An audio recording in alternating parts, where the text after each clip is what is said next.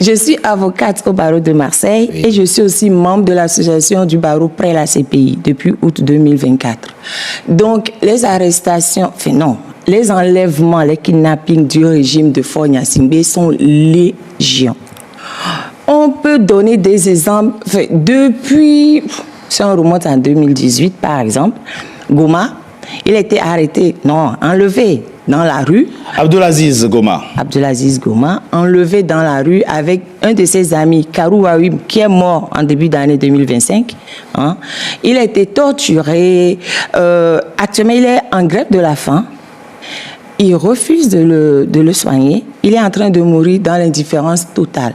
Voilà, indifférence du gouvernement. Si on vient à Affection... Non, à chaque fois que vous citez des noms, il faut préciser les circonstances et les charges. De l'enlèvement. Et les oui, charges. De l'enlèvement, oui. Abdulaziz... Condamné à 10 ans. À 10 ans. Oui, il a été condamné à 10 ans en février dernier. Bien sûr. Alors qu'il y a la Cour de justice de la CEDEAO qui avait donné une décision ordonnant au Togo de les libérer en 2023 et de les indemniser en plus. En 2023, le Togo n'a pas suivi. Le Togo les a condamnés à 10 ans de prison alors qu'ils ont déjà fait 6 ans. Là, ils finissent 7 ans en décembre. Voilà, ils sont 14 à avoir été jugés comme ça. Et au Togo, ils sont poursuivis pour atteinte à la sûreté de l'État. Sans aucune preuve. Parce que même le jour de l'audience, le procureur général était incapable d'apporter des preuves. C'est le procureur. Pourquoi vous hésitez à l'appeler procureur? J'estime qu'ils ne font pas leur boulot. Donc, mais c'est votre opinion. Oui, c'est mon opinion. Ça n'enlève rien à la fonction. Bien sûr. Oui, c'est mon opinion. Mais un vrai procureur doit être du côté de la société, pas du côté d'un pouvoir qui tue son peuple. C'est pour ça que j'ai un peu de peine à leur donner leur titre officiel. Le procureur général, M. Boyodi, franchement, il ne sert à rien. Tout comme le procureur, M. Mawama, non plus. Bon, je vous laisse la responsabilité. J'assume totalement, je le dis tout le temps, donc j'assume. Et j'assume, totalement. Maintenant, Abdulaziz Goma, il a été enlevé en pleine rue par des gens qui ne se sont même pas présentés, qui l'ont tabassé. C'est quand il est arrivé au camp qu'il a su qu'au fait, c'était des militaires qu'il avait arrêtés. S'il ne savait pas. Il y a tout ce qui concerne ces détenus sur pyramide.tg. Il y a un site qui est fait où tous les premiers prisonniers politiques sont répertoriés dessus. La liste est longue. Je ne peux pas les donner, je ne peux pas citer tous les noms. Voilà. Mais Abdulaziz Goma actuellement est en grève de la faim. Et on lui refuse de se faire soigner par le médecin de son choix en violation totale de l'article 16 de la Constitution de 92 qui dit qu'on ne peut pas empêcher un détenu de se faire soigner par le médecin de son choix. Déjà, l'État devait le soigner. L'État ne fait pas. Bon, les détenus eux-mêmes se débrouillent pour se soigner. Voilà.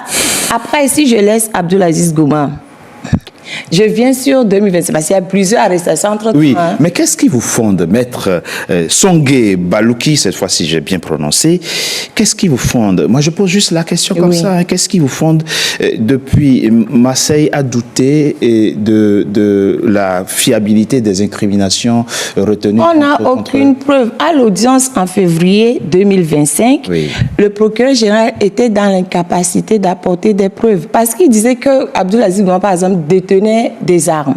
Alors qu'il n'y a jamais eu d'armes. Ils sont même partis fouiller son conteneur au port. Et quand Abdulaziz Goma a soulevé cet élément à l'audience, M. Boyodi a dit il faut arrêter avec ça. Si on voulait mettre des armes dans le conteneur, on l'aurait mis. Voilà. Devant tout le monde, à l'audience. C'était public.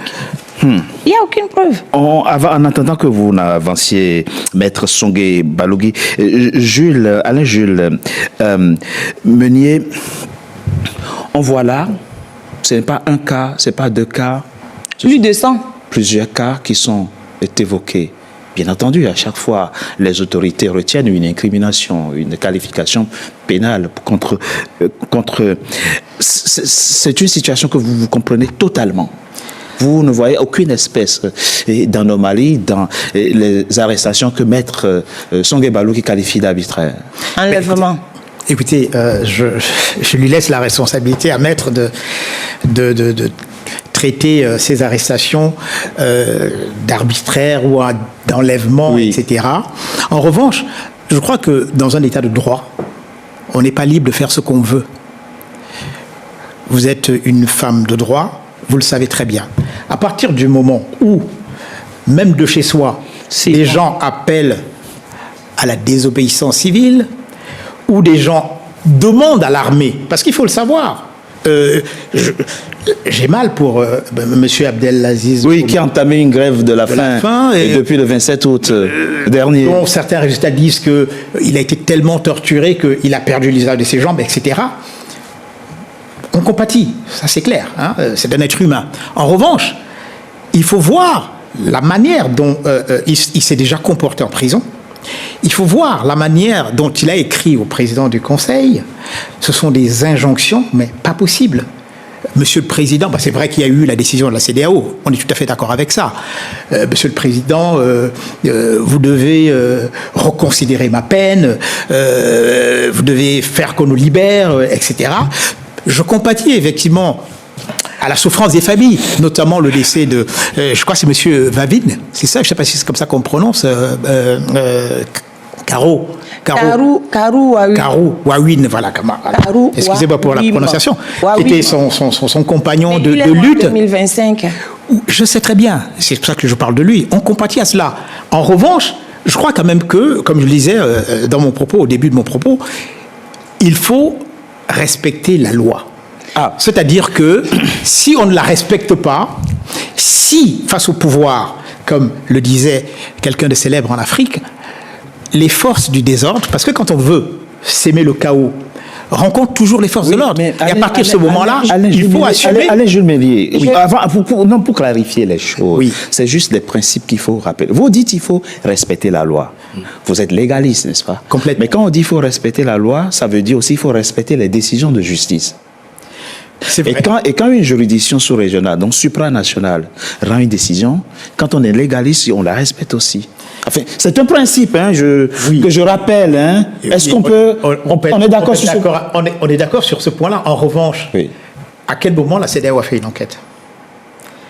Aujourd'hui, vous voulez maintenant douter? Non, je ne doute pas. Du sérieux de la Cour de justice de la CEDEAO. Non. À quel moment? Moi, je veux qu'on me précise, maître. Précisément, à quel moment il y a eu une enquête de la CEDEAO? Parce qu'aujourd'hui, on a vu la CEDEAO déplacer, n'est-ce pas, comment sa réunion pour aller avec sa réunion à Abuja, etc. Non, pardon, ne confondez pas tout. Pardon. Non. Pardon, vous êtes... La Cour de justice de la CEDEAO, c'est autre chose. Exactement. Ça concourt de cela. À partir de ce moment-là, moi, je me dis qu'il y a un problème. Il y a un problème, c'est bien beau qu'une Cour supra, n'est-ce pas, prenne des décisions, mais derrière ça, moi, c'est la question que je me pose à vous, maître, qui êtes son avocat. Vous êtes sûr que vous êtes légaliste? Vous êtes complètement. Sûr que vous êtes légaliste? Est-ce qu'il y a eu une enquête de la CEDEAO? À quel moment? Dites-moi. Vous savez comment ont mené cette enquête-là? Vous savez comment se passe la saisine de la Cour de justice de la CEDEAO? Dites-moi. Ah, vous ne savez pas. Parce que si vous saviez, vous ne direz pas ça. Ah non, pourquoi? Mais dites-moi donc. C'est comme tous les tribunaux. Quand on saisit un tribunal, on apporte des pièces, on apporte des preuves. La partie adverse aussi est invitée à apporter des preuves. Et après, la Cour n'est pas... C'est un tribunal. Hein. Après le débat contradictoire. Voilà, c'est après un débat contradictoire que la Cour décide que ça, c'est pas bien, c'est détention arbitraire et que libéré. C'est pas comme si le juge était parti se cacher dans une chambre tout seul pour sortir une décision. C'est sur la base de preuves des deux parties. Qu'est-ce que vous racontez? Vous êtes que vous êtes légaliste? Ah, vous ne croyez pas? Vous êtes sûr que c'est on voit bien le rat. C'est une décision politique. Mais on parle de la Cour de justice. On ne parle pas du rassemblement des chefs d'État qui font n'importe quoi. Je sais très bien. Je vous dis que c'est une et les juges sont des ressortissants des États membres de la CEDEAO qui ont été... Encore une fois, et je le répète et je maintiens, c'est une décision politique. Mais vous savez que la Cour de justice a condamné le Togo sur le cas de Pacha Gnassingbé, qui est le frère de Faure Gnassingbé, et que c'était une juge d'origine togolaise qui avait présidé ça. Je le sais très bien. Ah, voilà. Mais alors, on va